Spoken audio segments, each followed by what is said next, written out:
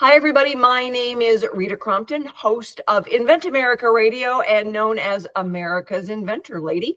And we are getting teed up for ASD Market Week, and we've got our industry expert and favorite trade show working person here to coach you on how to work a trade show.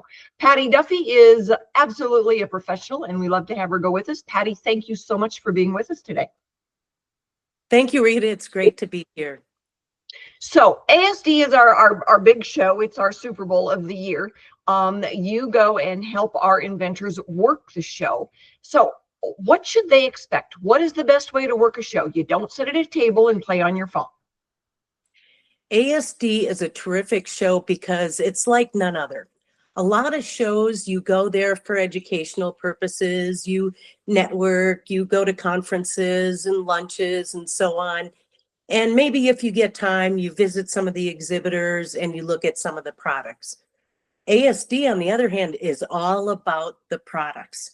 So walking the aisles there, people are expecting you to ask questions about products.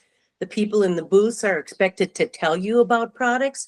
So it's not like you're pulling teeth to get that conversation going about the products that are in the booths. It's perfect for people who are just introducing a product too, because that's what the attendees expect to see. You know, it is. We noticed that difference when we went last year, that, the people there are about doing business. We had people placing orders, people buying, sometimes I just want one, but, my husband does the store. So, then they would sell a wholesale order.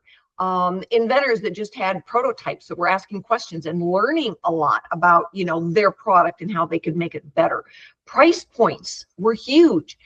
But it's not just about being in the booth, is it?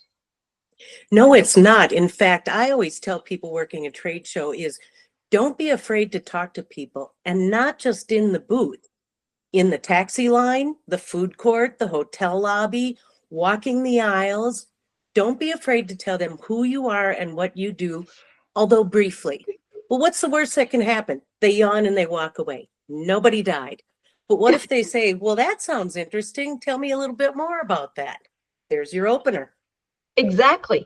And you never know who you're going to meet when you're, standing in the line, even, just getting a cab or, getting on the train. You never know who you're going to meet and what their interest is.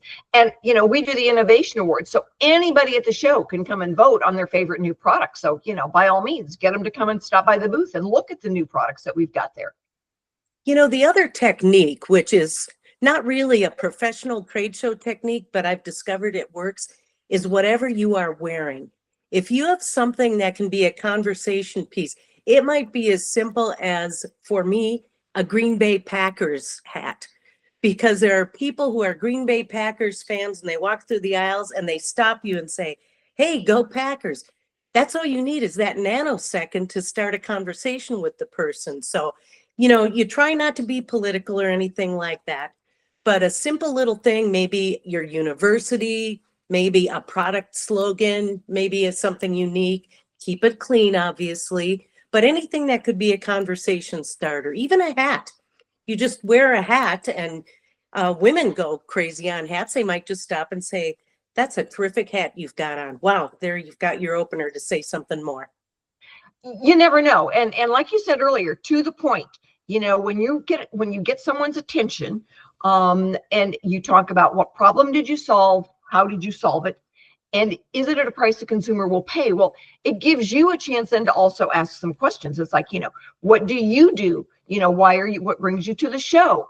Oh, you're a buyer for these kind of products. Sometimes they say, well, we would love to have the product in the store. And if you are there and looking for licensing, you say, who provides you with these types of products? Could I get their contact information? You've got to be able to ask the questions. So we always give inventors, all right, here's the series of questions. This is what we're looking for. And prepare ahead of time. Have those 2 or 3 questions in your head, and also work on your soundbite. You might only have one small chance to spew out a statement or a question to those people before they walk by your booth. So make it a good one. All you're looking for is that few seconds where they stop to answer that question. And as they're looking around, then they might spend a little bit more time with you. If you start to kind of throw up all over them with information, they're going to keep on going. They are, if they get to the point where they want to know your life story, they will ask it. Until then, it's all about the product. What problem did you solve and how did you solve it? And sometimes the simplest improvements to a product get somebody's attention. You never know, but like you said, have your sound bites, your bullet points, quick, easy, on the tip of your tongue. Do not hem and haw about stuff, because then they think you don't know what you're talking about. And the other thing when you're talking about your product is make sure you're talking about benefits. How will it solve the problem rather than features? They don't care if there's a certain screw or a little doodad on the product. They want to know is, what is it going to solve for me? Then later you can go into the features and everything. When you've got them captured in your booth, you can show them how it is that it works. But always talk about the benefit. You're right. And I don't think that a lot of inventors understand the difference between those. The door opens top to bottom, left to right, it's got a little gadget here, is not like the problem it solves. So the guy that did the flashlight that wraps around a pole, well, the problem it solves is that now you don't have to hold the flashlight in your mouth to use both hands. Pretty easy to understand once you spit it out there, and no pun intended on that. So, it's really about then the features of that product. What problem did it solve? And exactly. Benefits, like you said, the benefits of it. So, everybody can say, well, there's a dozen flashlights on the shelf. Why is yours better? And so you've got to be able to talk about, why is yours better? And if you ask them a simple question, it's really getting a chance to get to know them too. So for example, where do you work, or what city are you from? Let's say they say, well, I work in a hotel. What's your biggest challenge in your job? Or what's your biggest challenge in whatever the place is that they work? And that should trigger an idea then, if your product is applicable to where they are working or where they are living, that opens the door to conversation. It does. And the other thing is, we've got 40 products in the booth. So when you ask somebody, well, what is your problem with this? Or, what's going on there? And they say, oh, we're here to look for this. And it's like, oh, we've got one of those on the other side of the booth, because the guys on the other side of the booth are doing the same thing for you.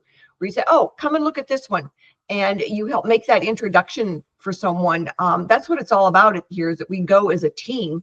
So everybody's got everybody's back, and, you work with them out on the floor to show them how to go up and talk to somebody in another booth that's got, products where they might find their product being able to be sold there next year.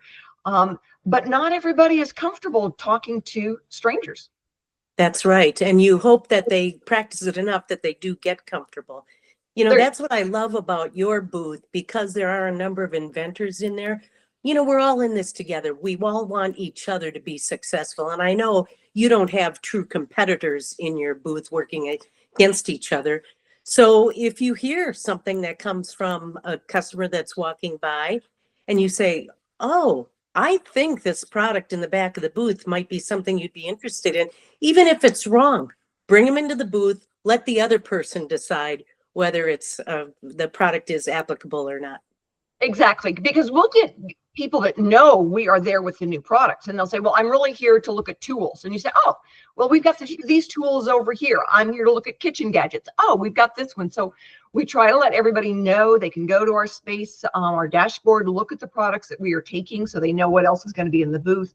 We do a briefing this 2 weeks before with all the inventors who are signed up to go with us, to talk to them about, these things that they need to be aware of. And then there's sometimes I say, stand in front of the bathroom mirror and practice this line over and over again so that you are really good at it and it just flows off your tongue. So there's always 3 or 4 lines that we say, practice this. One of the big ones is, that is proprietary information. Because, people will say, well, what is your cost? That is nobody's business but yours. And absolutely. Retail cost, yes. Wholesale cost, yes. Your cost to manufacture, nope. You don't share that with anybody. And until you're getting close to closing the sale, there's a lot of other information you don't need to divulge either, like who is manufacturing it for you, where is it being manufactured, because there are a lot of folks out there who will try to re-engineer a product and try to copy you and do it for less money. So you don't want to let that happen either as an inventor. Exactly. Exactly. That's why we make sure that they've, taken care of their intellectual property already. We know exactly, where they are in the process and what they can divulge, because depending on, do they have inventory coming in, or they've just got prototypes? Totally different conversation that the inventors will have then with a potential buyer. And so that is, critical for them. So, from your perspective, tell us how things have changed since COVID, because at COVID, they were doing all kinds of the virtual shows, and I'm sorry, virtual just doesn't cut it. Well, I'll tell you, I work a lot of different conventions in Las Vegas. And for the first, let's say, year and a half after COVID, the crowds were way down, probably half, if not a quarter of what they used to be. And they were experimenting with this hybrid stuff where, you'd pay thousands of dollars to come to a conference, and then you'd be watching a movie. You could do that at home without spending all the money getting there. So it was not really effective. Now, fortunately, in the last year, and this is across industries from high tech all the way to durable goods, all the way to consumer goods, now the crowds are coming back and Las Vegas is thriving. So people are back. This is the place you want to be.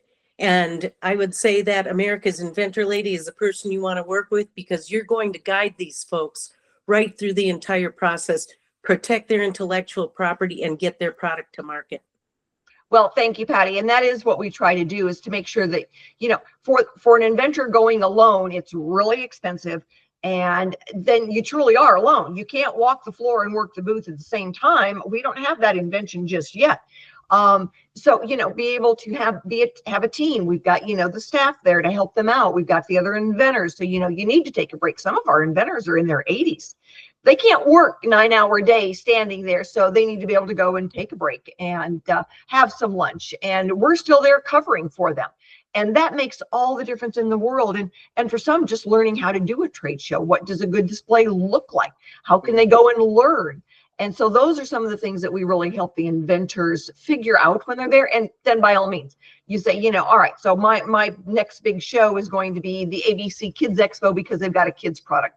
By all means, you've learned a lot. You know how to, play the game now and get out there. So take somebody with you, hire Patty to work the show with you, and, get it done. But this is a good learning curve for most of the inventors, because they cover everything from toys to tools and, kitchen gadgets and backyard gadgets and sporting goods and auto accessories. And it's a good idea for these inventors to take a little time to just wander around as much of the show as they possibly can without taking time away from their products, because you'll see how people display things.